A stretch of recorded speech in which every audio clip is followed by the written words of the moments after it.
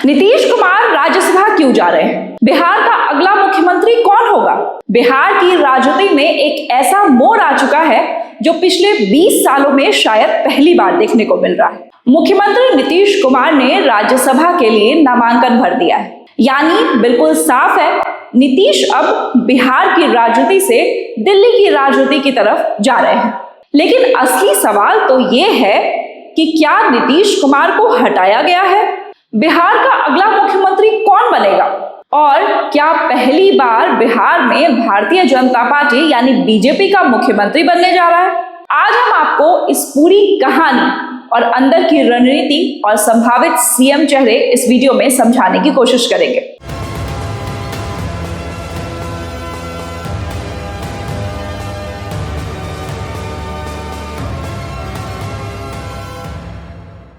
आप देख रहे हैं नवचेतना टाइम्स और इस वीडियो में मैं हूं नेहा सिंह। सबसे पहले समझिए कि आखिर हुआ क्या।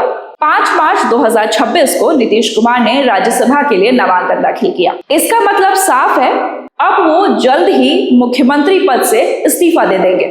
लेकिन इस्तीफा तुरंत नहीं होगा। सूत्रों के मुताबिक 16 मार्च तक राज्यसभा चुनाव प्रक्रिया चलती रहेगी। 9 अप्रैल को नए सांसद शपथ लेंगे और रामनवमी यानी 26 मार्च तक नई सरकार बन सकती है।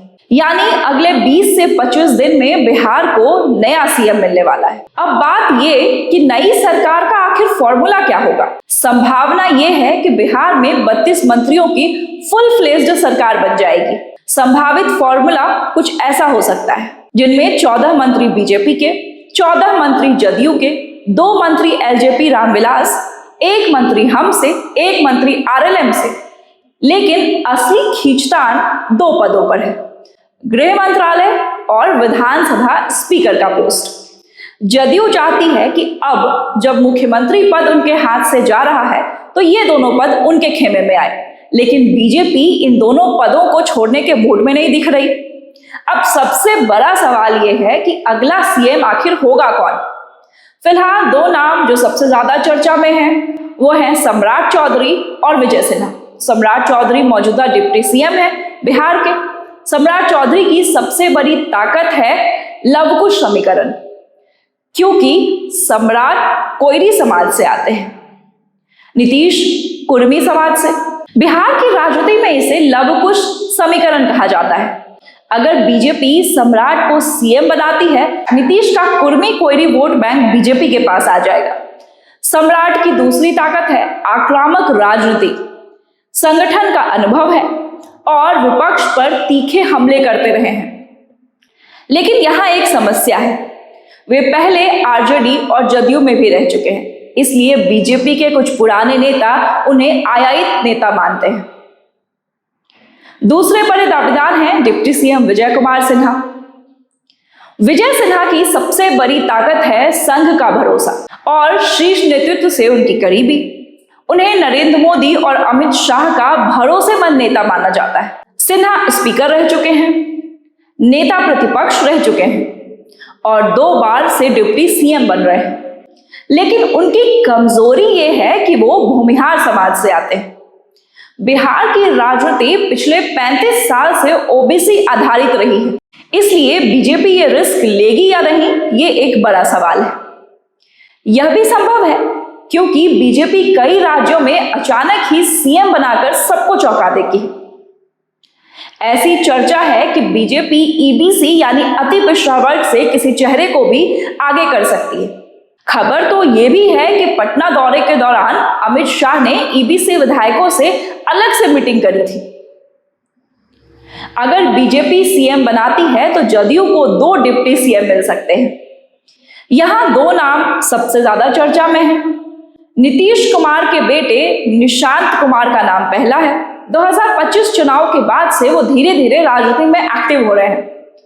कई पॉलिटिकल एक्सपर्ट्स ये मानते हैं कि नीतीश का इस्तीफा दरअसल निशांत की पॉलिटिकल लॉन्चिंग का ही रास्ता है। दूसरा नाम है विजय कुमार चौधरी।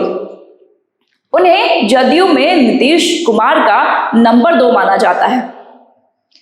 वित्त मंत्री, शिक्षा मंत्री, स्पीकर जैसे कई पद वो तक संभाल चुके हैं और रणनीतिक फैसलों में वो हमेशा नीतीश के साथ ही रहते हैं।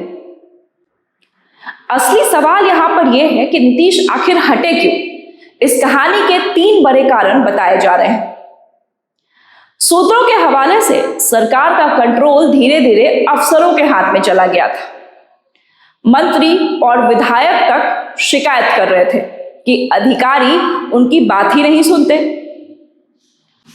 हाल के महीनों में विधानसभा में बयान, सार्वजनिक कार्यक्रमों में बयान, इन सब को लेकर नीतीश की सेहत और सक्रियता पर भी काफी सवाल उठ रहे थे। नीतीश हमेशा परिवारवाद के खिलाफ रहे, लेकिन अब पार्टी और परिवार दोनों चाहते हैं कि निशांत राजनीति में आए, और ये तभी संभव था जब नीतीश खुद सत्ता से हट जाए। तो बिहार की राजनीति अब एक बड़े बदलाव के दौर में है। नीतीश कुमार दिल्ली जा रहे हैं, बीजेपी पहली बार सीएम बना सकती है और जदयू में नई पीढ़ी की एंट्री हो सकती है। अब देखना यह होगा कि बिहार का अगला मुख्यमंत्री आखिर कौन होता है। सम्राट चौधरी होंगे, विजय सिन्हा होंगे, या फिर बीजेपी किसी नए चेहरे से एक बार फिर सबको चौंका देगी। आपकी क्या राय है नीतीश कुमार के इस्तीफे पर, बिहार के अगले मुख्यमंत्री पर और बिहार के इस नए दौर पर? हमें कमेंट में जरूर बताएं। वीडियो पसंद आया हो तो वीडियो को लाइक करें, शेयर करें, चैनल को सब्सक्राइब करें। देखते रहें नवचेता टाइम्स। नमस्कार।